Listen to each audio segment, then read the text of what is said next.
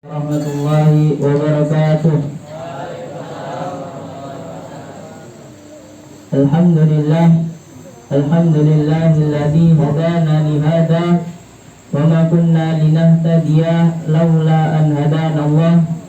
Asyhadu an la ilaha illallah wahdahu la syarika lah wa asyhadu anna Muhammadan abduhu wa rasuluh.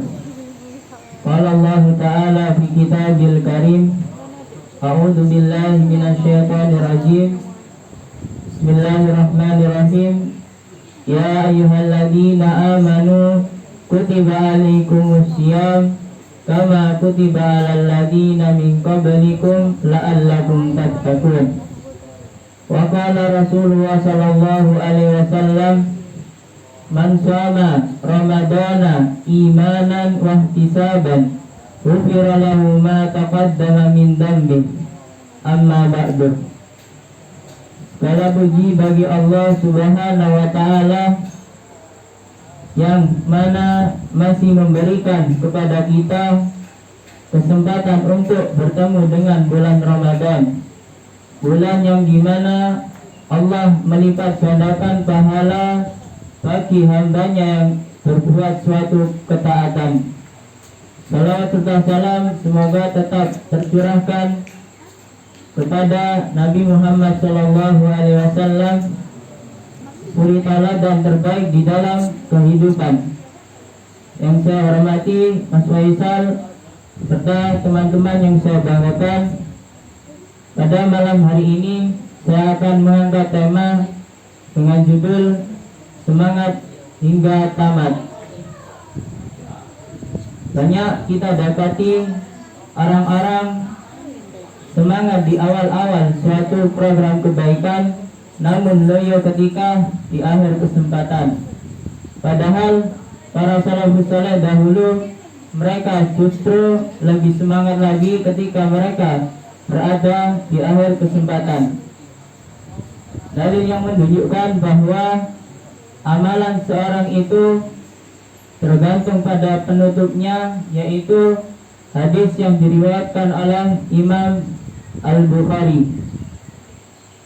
Hadis tersebut berbunyi, innamal a'malu bil khawatimi, yang artinya sungguhnya amalan itu tergantung pada penutupnya. Bahkan jika di awal-awal umur seseorang banyak melakukan suatu kemaksiatan, banyak melakukan suatu kesalahan, banyak melakukan suatu keteladaran, biasanya bisa diampuni ketika ia mau bertobat. Bahkan ia mendapatkan derajat tinggi jika dia optimal dengan kebaikan tersebut. Oleh karena itu, orang yang mati di dalam keadaan baik di dalam Islam disebut dengan husnul khatimah, yaitu akhir kehidupan yang baik. Sejarah banyak menyebutkan hal tersebut. Kita tahu salah satu sahabat Nabi Shallallahu Alaihi Wasallam yaitu bernama Abu Sufyan. Abu Sufyan ini salah satu seorang pemuka besar kaum Quraisy. Ketika di awal dakwah Rasulullah, Abu Sufyan ini termasuk salah satu garda terdepan di dalam memusuhi Nabi Muhammad, membenci Nabi Muhammad, bahkan ia ingin membunuh Nabi Muhammad. Pun demikian dengan istrinya. Tidak kalah pentingnya di dalam ia membenci dengan dakwah Nabi Muhammad. Kalau kita ingat di perang Badar, banyak di antara saudara Hindun istri Abu Sufyan ini terbunuh di dalam perang Badar. Hingga inilah yang menyebabkan tersulutnya kebencian kepada Nabi Muhammad. Hingga ketika terjadi perang Uhud, ia menyimpan dendam kepada salah satu paman Nabi, yaitu Hamzah, hingga ia memerintahkan budaknya yang bernama Wasi untuk membunuh Hamzah. Dan ketika paman Nabi Hamzah ini telah terbunuh, maka didatangilah oleh Hindun. Kemudian ia merobek dan mencabik perutnya, bahkan ia sempat mengunyah hatinya. Namun takdir berkata lain. Si